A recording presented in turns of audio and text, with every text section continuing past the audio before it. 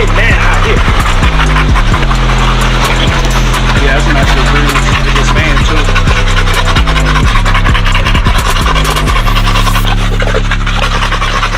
Can you breed out the drooler? Nobody here drools. Yeah, when they hot. But that natural drool? They don't do it when just in general? That's just like... Only dog that does it, his dog can hit your whole kneecap. Maya too. Maya will drown you out. Yeah, no shit. But them, nobody drools, bro.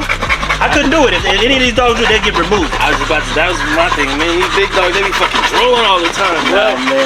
Especially when you got black pants on, you be like, oh, that's the worst. I already know. Because you're training them and shit, like, we're gonna do that. Yeah, time be walking. Yeah, man. Anytime I know I'm about to do it, I just wish someone know I get dirty, bro. I mean, that's the fast, because you're gonna get drool, dirt. They're gonna be jumping on you, all that kind of shit, man. Yep.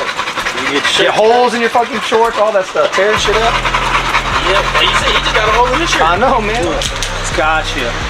That makes sense. Just dogs in general. I mean, just all of them in general, because I know how much they mean to you, and at the same time, like being responsible for like if G were to get hurt again, or if anybody else. Yeah, I told you to pace yourself. Yeah, because she's got the weak bones, and I think nutrition. Even the guys that I talked to that were dog chiropractors said it's probably, I would bet 1,000% it was nutrition. And what has she been doing? She's been eating dog food. Yeah. That's it. So like Tron, for example, they're like, I know. He's a fucking beast. Yeah. Well, no, I'm learning that shit. Even with fucking Flex over there just a minute ago, and that motherfucker flipped. They're home. That's like, for instance, when my dad coached me in Little League and other coaches, you gotta talk to me crazy to get in my head. So, you know, that's what happens. People be afraid of the dogs. But I'm like this. Oh, nigga don't want to get off? Oh, let's see who's stronger there, because they always test you. One of the dudes I talked to this morning that was talking about dogs, he said what's crazy is I had a 1-year-old daughter and I had this pit bull. He said, and he kind of nipped at her one time. And it wasn't a nip like so, like she grabbed her, so whatever the case. He said, my daughter starts hitting him in the head with the barbie. And he said, from that day on, that was his person. He'll work for me.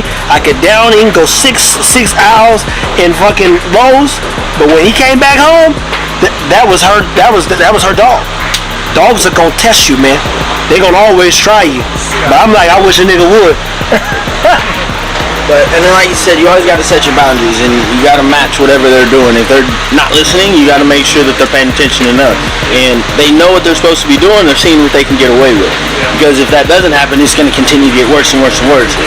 This guy called me the other day, he has a 160-pound boar bull, right? Yeah. He said, great dog, went to training, all of this stuff, but when he's in the room, and he has his back turned, his wife walked into the door, the first time the dog just lunged at her and, went out. This next time, the dog broke skin because they see what they can get away with, and if there's not a correction, they're going to go more because they're competitive. And it's like, ooh, this worked, let me see what else will work. And then it just gets worse and worse and worse. So we're going to go over there and try to set up that same scenario and see if that we can make sure that the dog knows, hey, that's not an acceptable behavior. Like, I understand you think you have my back, but this is my wife.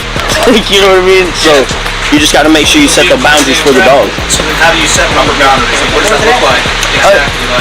In that specific case, when the dog acts out and lunges or anything, boom, it's correction, because there's no reason for her to be acting this particular behavior. It's just like if you tell your dog to out and they go back to bite the tug again, boom, there's a correction when they go back to bite it. It's just like in bite work, when we out the dog, if they go for a bite, the handler corrects it, sit, and then they wait. Boom, and then they get a bite. So you correct the negative when they're cheating, getting a cheap bite, and then you reward them when they're doing something positive. Gotcha. So even in the case, even if they're not listening around the house or whatever, you just, like, what does that correction in a sense look like? Just depending on what it is. Yeah. You got to make sure they understand what's expected. Yeah. A lot of times people are like, oh, the dog knows better. How did the dog know better? Did you actually show him what behavior you wanted him to do in any given situation, or are you just assuming the dog knows it? Gotcha. Your dog's been here for 6 months, right? Yeah. 6 months? Yeah.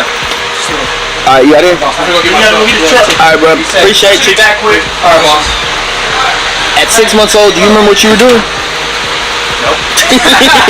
So why do we expect our 6-month-old dogs to be able to do everything we want them to do? You got to be realistic. Yeah, so you got to be showing a lot. The first 14 to 18 months of a dog's life is literally showing them how to live for the next 10, 12 years, however else they are going to live. You hear that? Yeah. Key thing to keep in mind, bro. but at the same time, you got so much to learn. I know. That's why I'm like, bro. That's why I'm here every week. That's why I'm here every week, bro. Because I have to, man. Set.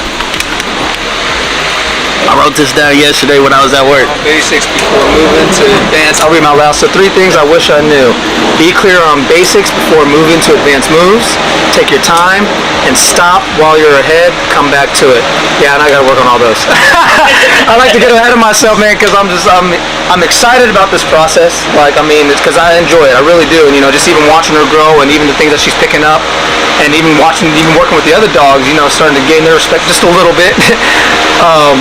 But understanding that process, knowing when to stop, definitely need to take my time working on my patience, and then of course working on that confidence as well too. I got it in my wallet for a reminder. Yeah. I mean, it's literally a constant reminder. And again, that one time we were out here, we were over there at the school, and I got pissed off at Rocco. Yeah. And he's like, no. Like, I think about that every time I work with my dogs now, because it's like, okay, they're gonna mess up. It's for me to make sure I'm guiding them in the right way. Make sure you're clear about it. There was a moment where you wanted your dog to be perfect. Yeah.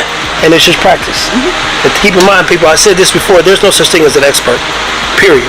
Doctors are practicing, everybody's practicing, and if you are practicing, you're getting better every day, but there's no such thing as an expert. There are people who have a better understanding because they live it every day, and they do it 1,000 repetitions. That's the difference. There's no such thing as an expert. It's not even a real thing. There are people like Elon, like Jeff Bezos, like Steve Jobs at a time, like Stan, myself, who are out practicing every day how to get, better results, more results, calm ourselves down in hostile environments or situations. But trust me, 9 out of 10 people ain't even gonna get good at being themselves until they get much older in life, unfortunately.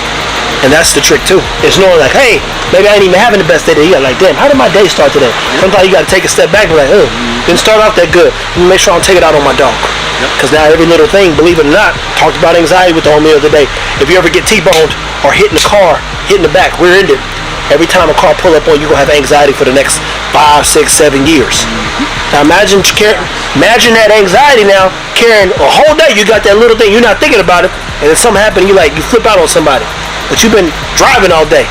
You had anxiety all day long. It's a real thing. And to echo what he's just saying, I remember I was not in a very good mood those times when we first started training because of everything else that was going on. Yeah. And it's easy to take it out on necessarily your dog because, man, you should be perfect. Everything else is fucked up, but you got to be perfect. And if they're not perfect, it's just a downward spiral. So always make sure your energy's right. Yeah. Hey, that's actually a big gem right there, man. Because even in my days when I noticed my frustration, I noticed I come back, dogs start acting up, you get agitated really quickly and easily. So that makes a lot of sense. Well, I appreciate that, man. That's what we're here for. Yeah, man. What you saw was a good amount of playing in the background where every dog was able to play together. There's a dog that we didn't bring out, Baloo. Baloo isn't a dog. He's a dog that got more driven later in life. But the drive he didn't have at 8 weeks prohibited me from really pouring into him because there's nothing I could do. He's not treat, food, dog driven, like he wasn't driven in any regard. And now he's gotten into an environment that he feels confident in, so he feels protective and all this other stuff. And so I don't know what happened, but either way it goes, he's one of the dogs we use to produce. That being said, you saw the dogs play, nobody got injured. It's okay for your dogs to work and compete together as long as I repeat, you don't let them die in the backyard. I've watched and managed their attitudes from start to finish. And Ego, you didn't hear him growl. He's the biggest of them all. You didn't hear him fight with them. If anything, he was loving the competition because he pulled them into the shade and wanted to play even harder, if anything. That being said, anything else I'm missing? Nah, I mean, raise the competitive nature of the dog, and like you said, you got to watch them. You got to make sure that nobody's getting too out of hand because, again, once they go left, it's hard to get them back, too. It's hard to get them back. Take care of your dogs. Yeah. Watch your dogs. Play with your dogs. Boom.